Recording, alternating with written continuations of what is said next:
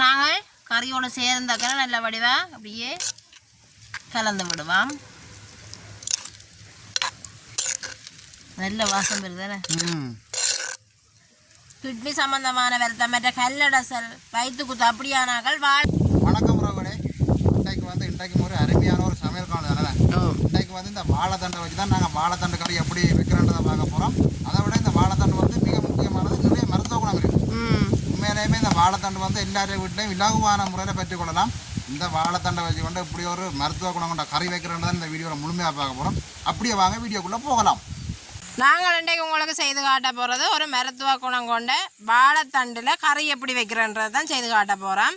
ஏற்கனவே எங்களுக்கு காற்றடிச்சு இந்த கறி வாழை மரம் விழுந்தது. அப்போ அதால் நாங்கள் வாழைத்தண்டில் கறி வைக்கலாம். அதுக்காக நாங்கள் இந்த வாழையை வெட்டி நாங்கள் தண்டெடுப்போம்.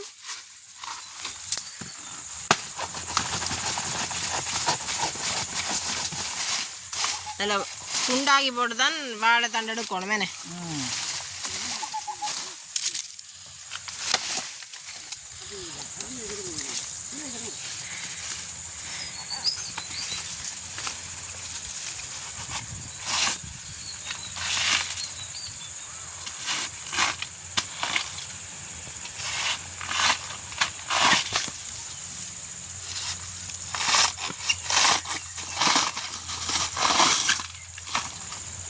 தானாய கலந்து கொண்டு வரும்.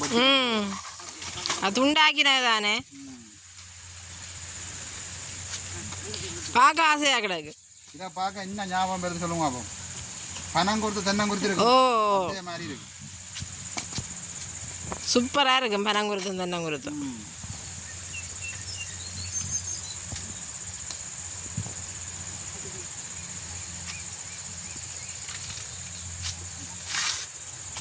ஆனால் இதங்களை கூடிட்டேனே.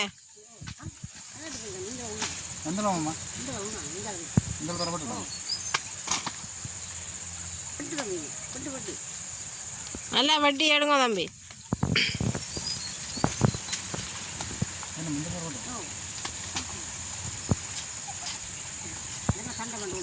எவ்வளோத்துக்கு நல்லபடியாக அவரிச்சு அம்மா தான் அந்த பதம் தெரியும். அம்மா சமைச்சபடியே சொல்கிறா.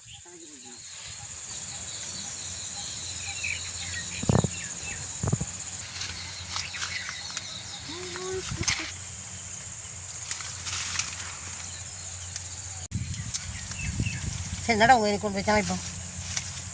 நல்ல வடிவாக எடுத்துருக்குறேன் அம்மா. எல்லா இடம் சுற்றி சுற்றி விட்டுச்சு. ஆசையாக கறி வாழைத்தண்டு தான் நல்லா இருக்கும். கறி வாழைத்தண்டு தான் மருத்துவ குணம் கொண்ட வாழைத்தண்டு. அப்போ சரி நாங்கள் கறி வைப்போம். இங்கே நல்ல ஒரு கதறி வாழைக்குழி ஒன்று இருக்குது. வெட்டுற பருவம் வந்துட்டு அதை விட அம்மா வாழையெல்லாம் முறைதாண்டு தடி கொடுத்து விட்டுக்குறா. அது தடி கொண்டு தூக்கி கொண்டு நிற்குது அம்மா. ஒற்றை கால்லாம் நிற்குது. புரிஞ்சு வச்சிடாது. ஐயோ அடுத்த காலத்துக்கு அது கீழே விழுங்குறோம். அது நல்ல ஒரு கப்பு கொண்டு கொடுப்போம். இங்கே நாங்கள் எங்களோட தோட்டத்துக்கு சோளம் போட்டிருக்கிறோம். மசாலா போடுவோம் வேறு வளர்ச்சிக்கான ஆள். அதை விட இங்கே வெங்காயம் வளர்ந்து கொண்டு வருது. காஞ்சி போயிருக்குங்களா.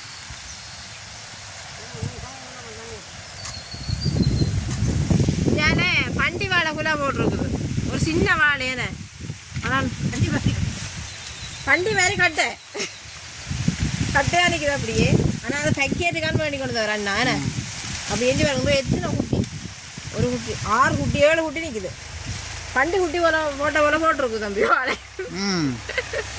அதான் பண்டி வாழை போல. சமைக்க நேரம் போகுது போவோம் பூட்டடி. இப்போ நாங்கள் தண்ணி எடுத்து வச்சுருக்கிறோம். அதுக்கு அளவான உப்பை கலந்து கொள்ளுவோம். ஏனென்றால் வாழைத்தண்டு கயர். அப்போ நாங்கள் உப்பிலான்னு வெட்டி ஊற விடணும். இப்போ நாங்கள் வாழை பற்றி கொத்தின மாதிரி தான் நாங்கள் இதை கொத்த போகிறோம். கொஞ்சம் வாழை பற்றினா கொஞ்சம் சாஃப்டாக இருக்கும். இது கொஞ்சம் அந்த வைரமாக இருக்குது. இந்த கொத்துக்கிறாங்குது அந்த டப்பட்டை எடுக்க எடுப்படுதில்லை.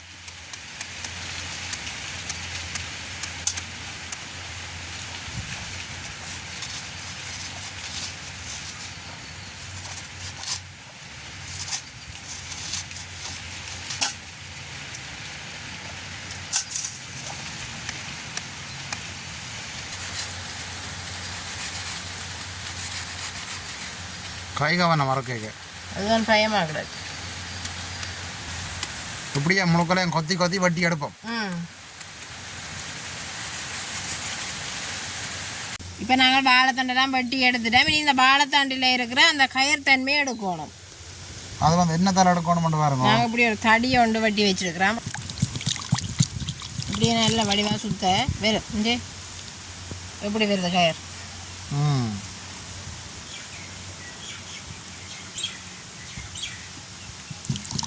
இப்படியே சுற்றி சுற்றி கயிறு எடுப்போம்.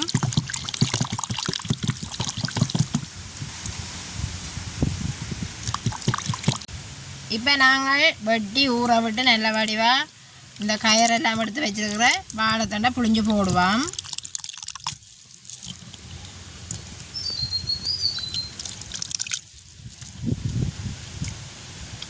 சுரக்காய் நேற்று காய மாதிரி கிடக்கு சின்ன சின்ன. நாங்கள் இந்த வாழைத்தண்டின் சுவையை அதிகரிக்கிறதுக்கு நாங்கள் இதோட பருப்பு தான் சேர்த்துக்கொள்ள போகிறோம். ஏற்கனவே பருப்பு நாங்கள் போட்டு தண்ணியில் ஊற விட்டுருக்கிறோம். இதை கழுவி அதோடு சேர்த்துக்கொள்ளுவோம்.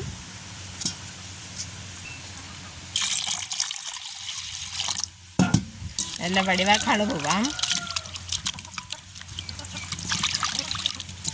இப்போ நாங்கள் வாழைத்தண்டோட பருப்பை சேர்த்துக்கொள்ளுவோம்.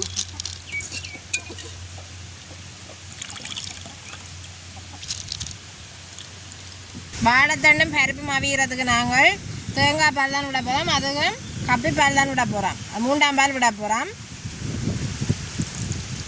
இதெல்லாம் அவிய விடணும். முதலாம் பால் எடுத்து வச்சிருக்கு. இனி நாங்கள் இதுக்கு மஞ்சள் தூள் சேர்ப்போம். கலராயம் இருக்கும். மஞ்சள் தூள் சேர்த்தா நல்லா.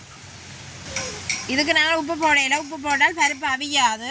பருப்பு எல்லாம் அவிஞ்சு முடியத்தான் நாங்கள் உப்பு போடணும். அதோட நாங்கள் இதுக்கு வெங்காயம் மிளகாயோடும் சேர்த்துக்கொள்ளையில் வெங்காயம் மிளகாயெல்லாம் தாளித்து தான் இதுக்கு நாங்கள் சேர்த்துக்கொள்ள போகிறோம். அதால் இப்போ நாங்கள் பருப்பையும் வாழைத்தண்டையும் அவிய விடுவோம். அடுப்பு நல்லா எரியுது. வைப்போம். நாங்கள் அப்படியே வச்சு மூடி விடுவோம். நல்ல வடிவாக அவியட்டும்.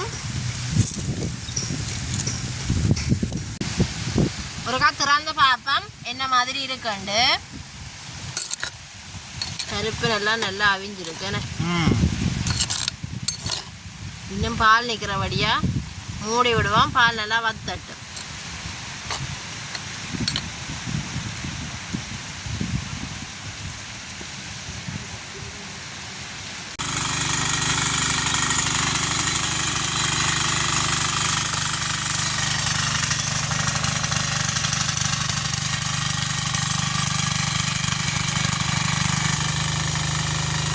இங்கே வந்து இப்போ உழுது ஒன்று நிற்கிறான் பாருங்க எப்படி இருக்கு மிஷின் ஆண்டு.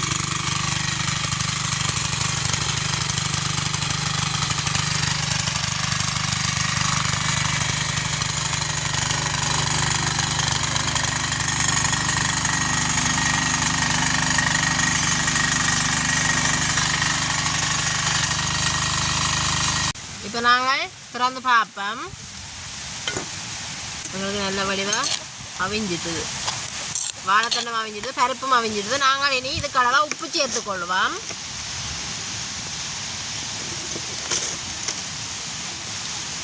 இது நல்ல வடிவாக இருக்கா கிண்டுவோம். இனி நாங்கள் எடுத்து வச்சிருக்கிற தேங்காய் பாலை விடுவோம். 1ஆம் பாலை விடுவோம். நல்ல கட்டிப்பால்.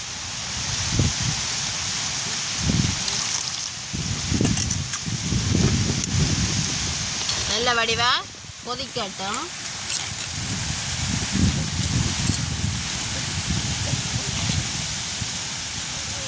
மூடி விடுவோம். மூடி விட்டுட்டு நாங்கள் இனி வெங்காயம் மிளகாயெல்லாம் வெட்டுவோம். தாளிச்சு தானே போடுவோம். பாலெல்லாம் விட்டு வச்ச நாங்கள் தானே பார்ப்போம். பாலெல்லாம் கொதிச்சுட்டு தொடர்க திறந்து பார்ப்போம்.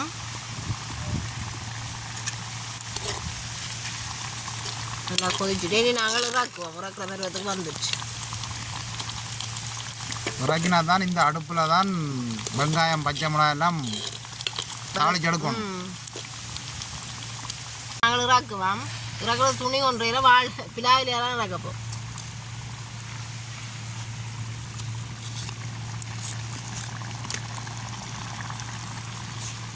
நாங்கள் கறி இறக்கிட்டோம். இனி கறிக்கு நாங்கள் தாளிச்சு போடுறதுக்கு கடுகு போடுவோம். எண்ணெய் நல்லா கொதிச்சிட்டுது. அதோட பெருஞ்சீரகம் சேர்த்துக்கொள்ளுவோம். அப்படியே நாங்கள் வெட்டி எடுத்து வச்சுக்கிறா வெங்காயம் மிளகாய் எல்லாம் சேர்த்து நல்ல வடிவாக வதக்கி எடுப்போம். சட்டி நல்ல வடிவாக இருக்குது. புதுச்சட்டியில் ஒரு கவிச்சாச்சு அடுப்பு.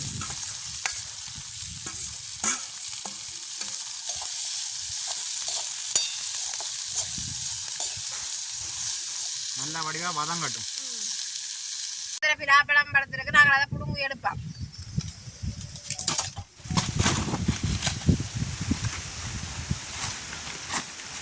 நேற்று 4 பிலாப்பழம் நல்ல வாசமாக இருக்கு. 4 இல்ல 5 பிலாப்பழம் வேணும் நேற்று. இதப்போ எப்போ வெட்டுறது? இப்போ வெட்ட போகிறேன். வெட்டி நாங்களும் சாப்பிட்டுட்டு எங்களை விட வந்திருக்கிற ரூவண்ணே அவருக்கு மட்டும் கொடுத்து விட போகிறோம். பிலாப்பழம் வெட்டியாச்சு. நல்ல வாசமாக இருக்கு.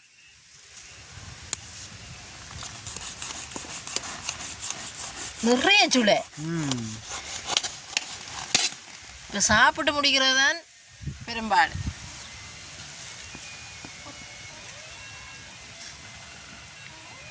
இப்போ நாங்கள் இதோட கறிவேப்பிலை சேர்த்துக்கொள்ளுவோம்.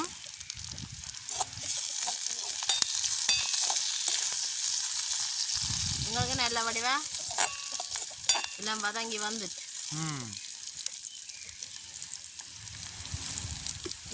இது நாங்கள் கறியோட சேர்ப்போம். மேலே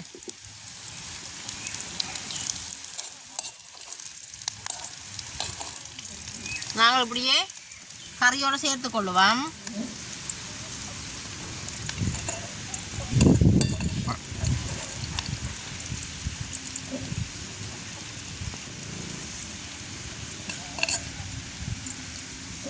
நல்ல வாசமாக இருக்கு. இப்போ நாங்கள் கறியோட சேர்ந்தாக்க நல்ல வடிவா அப்படியே கலந்து விடுவோம். நல்ல வாசம் வருது தானே.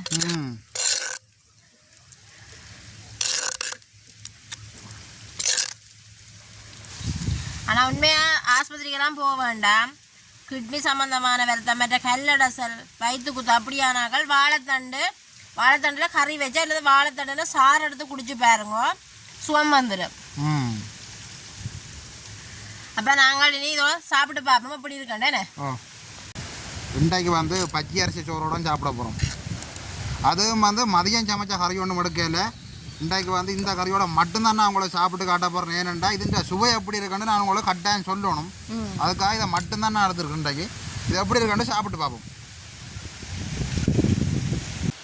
இப்போ நாங்கள் சாப்பிட்டு பார்ப்போம் எப்படி இருக்காண்டு.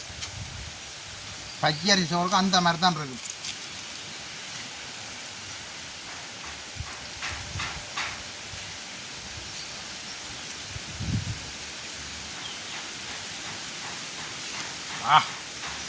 அந்த மாதிரி தான் இருக்கு.